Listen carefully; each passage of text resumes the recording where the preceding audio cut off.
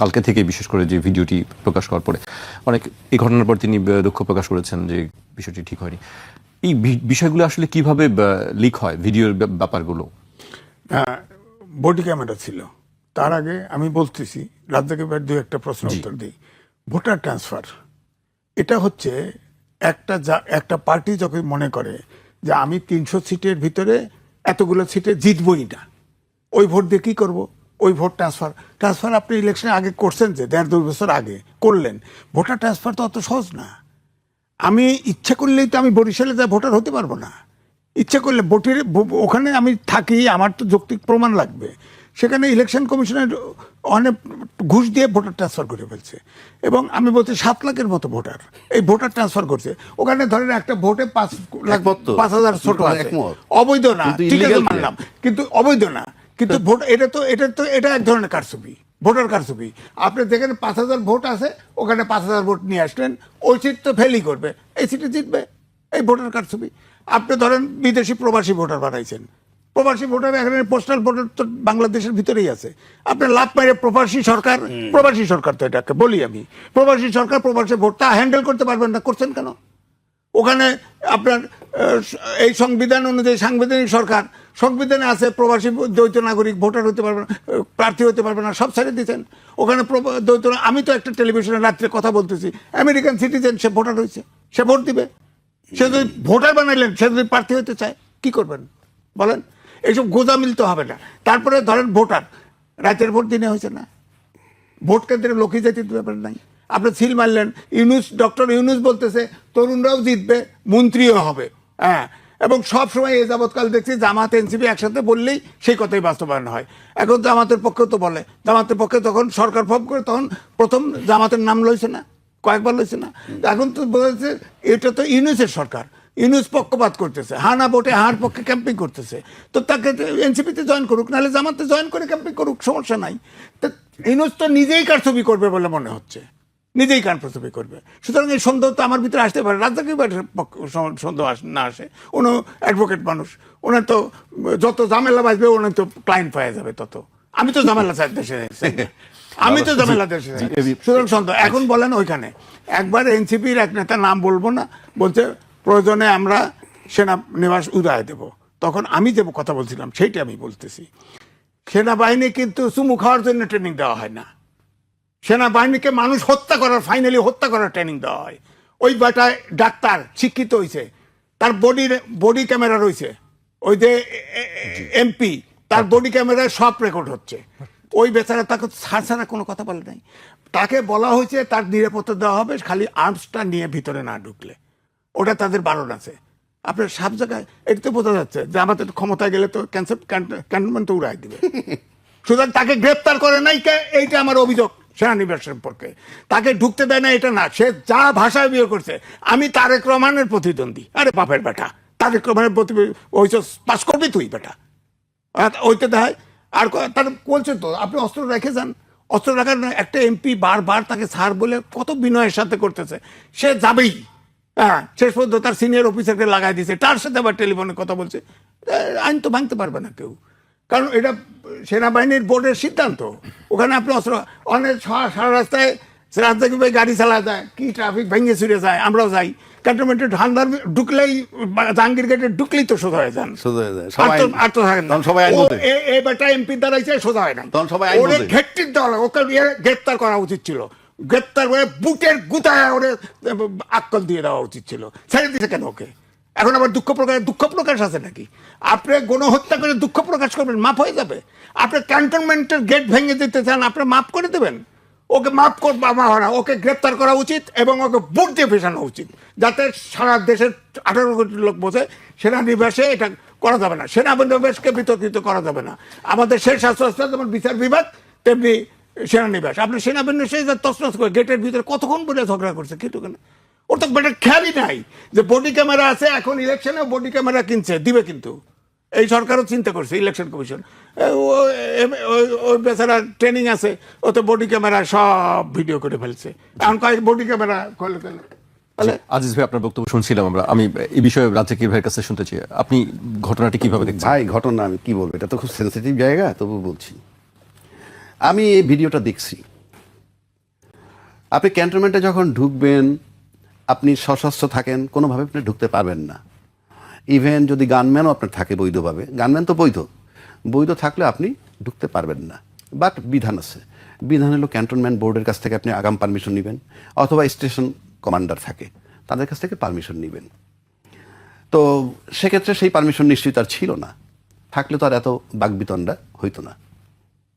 পাশাপাশি সে অনেকগুলা বাজে কথা বলেছে। আরে জিব্বা দিয়ে সাইডে তার আমি বলি, পরিষ্কার শুনুন। করেন, ওর জিব্বা কেটে দেওয়া উচিত। আচ্ছা শেষ করি, আমি বলে নিই। জিব্বা দিয়ে রাস্তা চেটে দেন তারেক জি আসলে, বা তারেক রহমান সাহেব আসলে। প্লাস তারেক রহমান সাহেবেরও তো সাথে গানম্যান মানে তার সিকিউরিটি লোক থাকে। এই সমস্ত তুলনা সে করছেন। জি, মানে এখানে তুলনাটাকে আমি সে বলছে হয়তো সে একটা বার্তা দিতে চায় যে নিয়ম সবার জন্য সমান থাকতে হবে। বাট আপনার তো সিম্পল গানম্যান, আর তার তো আর্মি সিকিউরিটি দিচ্ছে, তারটা আর ওনারটা তো এক নয়।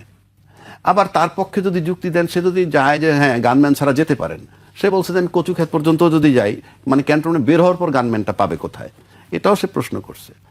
কিন্তু তার আচরণটা ঔদ্ধত্যপূর্ণ ছিল, মানে আরো সুন্দর হইতে পারতো, আরো সফট হইতে পারতো।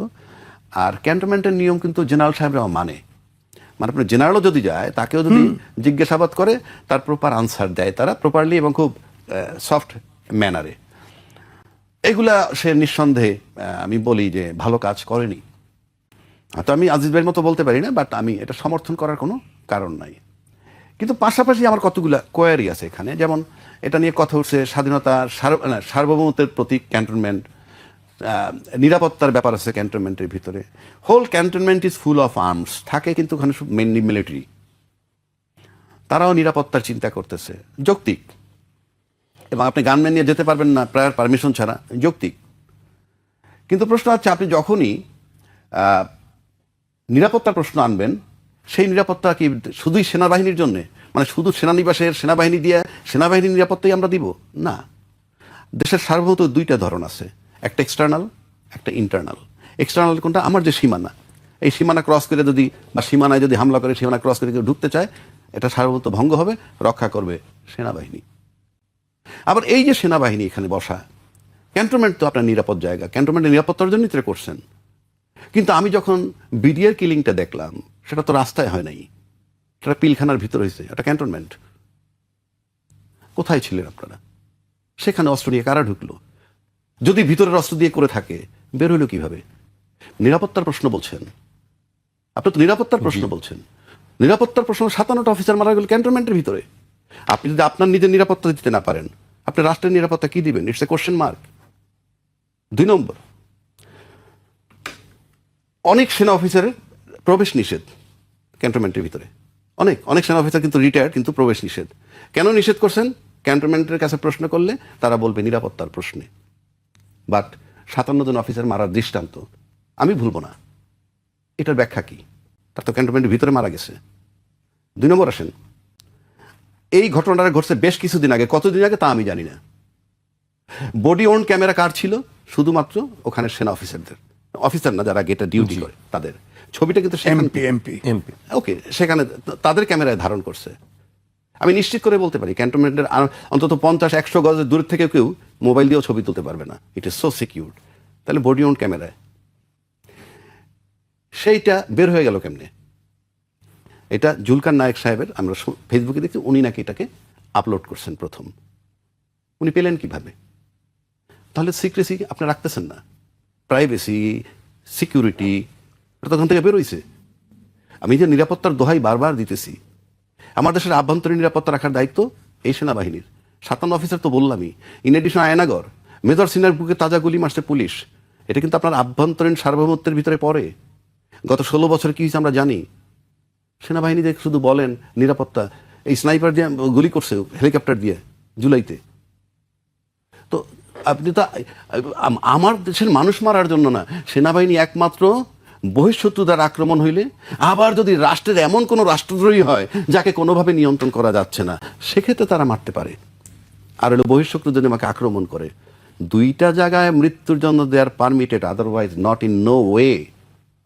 আপনি আপনার দেশের লোক মারতে পারবেন না। আমি দেশের আভ্যন্তরীণ সার্বভৌমত্বের কথা বলছি।